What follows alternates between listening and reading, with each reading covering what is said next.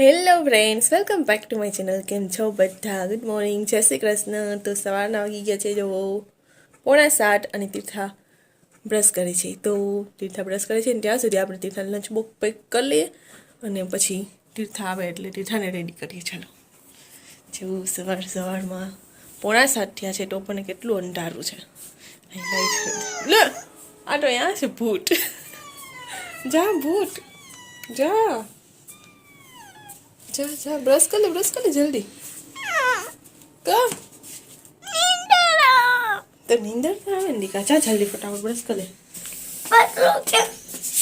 આપો તીર્થાને સવાર બધી રેડી કરીને દેવું પડે, પણ ક્યાં ને ઓલું ક્યાં ને એ ચાલુ હોય. હાલ જલ્દી પકડ. એ ભગવાન, ચલો. તો તીર્થા માટે ગરમ પાણી આવી ગયું છે.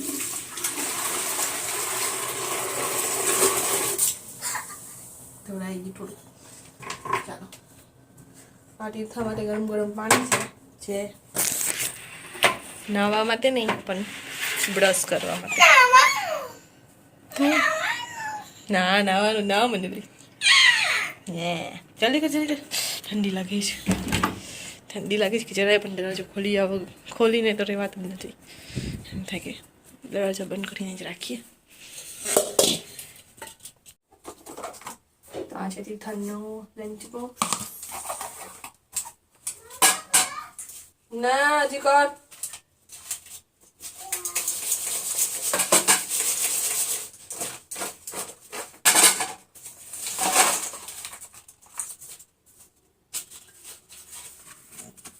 તો Tirtha lunch box ready. Chips લઈ જવાની છે આજે તો.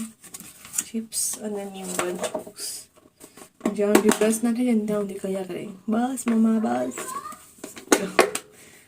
થોડું ઘસ પછી બસ.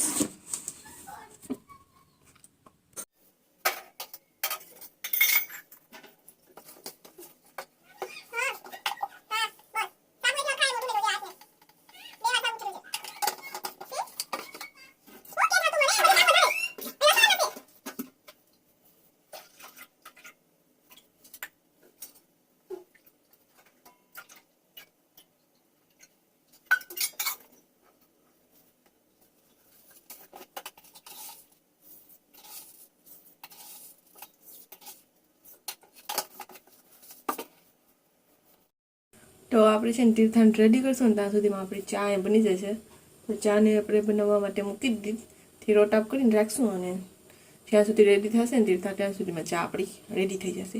તો ચાલો, આપણે બે કામ થઈ જશે. લંચ બોક્સ લઈ અને ચાએ આપણે રૂમમાં તીર્થાને રેડી કરી દઈએ. બધા છે ને એમ કહેતા હોય, મેં વિડીયોમાં પણ જોયું હતું કે આવી રીતના કંઈ પણ વસ્તુ મૂકી હોય માથે વેલણ મૂકી દઈએ ને તો એ એમ ઉકળીને બહાર ના આવી જાય. તો એના માટે આપણે વેલણ રાખી દીધું છે ને બાકી ગેસ બિલકુલ સ્લો કરી નાખ્યો છે. આપણે સ્લો કરીને જ રાખશું તાકી ઉકળીને બહાર ના આવી જાય. ચાલો અંદર. તો જો તીર્થા રેડી થઈ ગઈ છે અને બ્લડ કેમ આવે છે? કેમેરો સાફ નથી લાગતો. હા, તો તીર્થા રેડી થઈ જ ને હવે જાય છે. ક્યાં જાય છો તીર્થા? ક્યાં જાય છે? મુંબઈ. બાય, મુંબઈ જાય છે. બાય. તીર્થા રેડી થઈને જાય છે સ્કૂલે.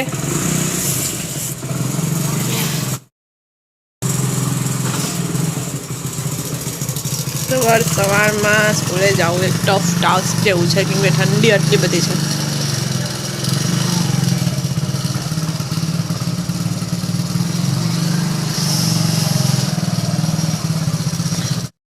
તો આપણે ચા મૂકીને તીર્થાને રેડી કરતા હતા એટલે ચા બની ગયો અને આપણે પણ રેડી થઈ ગયા છે. પાછું મેં સ્વેટર પહેર્યું કે મેં ઠંડી જેટલી બધી લાગે અને હું તમને કહેતા ભૂલી ગઈ કે આ છે ને મારો છેલ્લો વિડીયો છે, લાસ્ટ વિડીયો. શું કામ એ હું તમને લાસ્ટમાં બતાવીશ. પહેલાં આપણે નાસ્તો આવી ગયો છે તો નાસ્તો બતાવી દઉં કે આજનો નાસ્તો શું છે. તો જો ચા છે, ગાંઠિયા, તીખી સેવ અને રોટલી. તો આ છે આપણો નાસ્તો.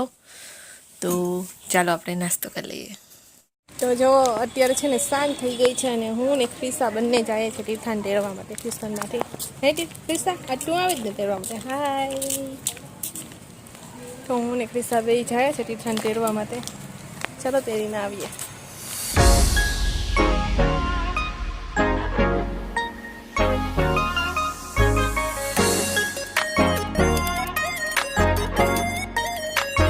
તો જવો તીર્થા આવી ગઈ છે ટ્યુશનમાંથી.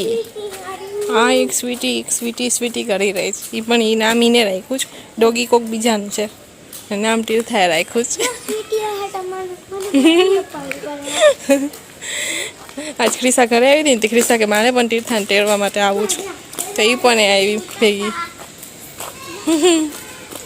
જો બે એન્જોય કરતી જાય છે. રહેશે જો પણ રસ્તામાં તો રમોમાં ઘરે જઈને રમજો. ચલો એ આ તો બાધી કરવા માંડે છે રમતા. ચાલો અત્યારે જોવો સાંજ થઈ ગઈ છે, રાત થઈ ગઈ છે. મતલબ અને હવે આપણે અહીંયા માખણની ઘી બનવા માટે મૂકવું છે. માખણ પહેલાં કાઢી લીધું હતું તો એમાંથી માખણ અને હવે ઘીનું બને છે તો તેને બનવા દઈએ. અને તીર્થા બાર રમે છે. તો રાતના અત્યારના છે ને 10:30 થઈ ગયા છે. અમે સ્વેટર પહેરીને બેસી ગયા છે કેમ કે ઠંડી લાગે છે. તો સ્વેટર પહેરીને ઘરમાં જ બેઠા છે અને ફોન જોઈએ છે. જો તીર્થામાં ફોન જોઈએ છે, હું અહીંયા ફોન જોઉં છું.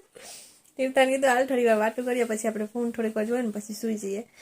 તો તીર્થા જોઈએ ફોન જોઈ ને હું ફોન જોતી હતી. વિચાર કે ચલો બ્લોગ એન્ડ કરીએ, પણ એની પહેલાં તમને કહેવાનું હતું કે શું કામ આજનો આ બ્લોગ છે ને લાસ્ટ છે, કેમ કે 2024 પૂરું થઈ જશે અને આ બ્લોગ છે ને કદાચ ને લેટ આવશે ત્યારે 2025 ચાલુ થઈ ગયો છે. તો એટલા માટે આ 2024નો છે ને લાસ્ટ બ્લોગ હશે અને આપણે કોશિશ કરશું કે 2025માં આપણે બ્લોગ કન્ટિન્યુ રાખીએ અને તમે સપોર્ટ કરજો કે આપણે રાખીએ કે બ્લોગ કન્ટિન્યુ.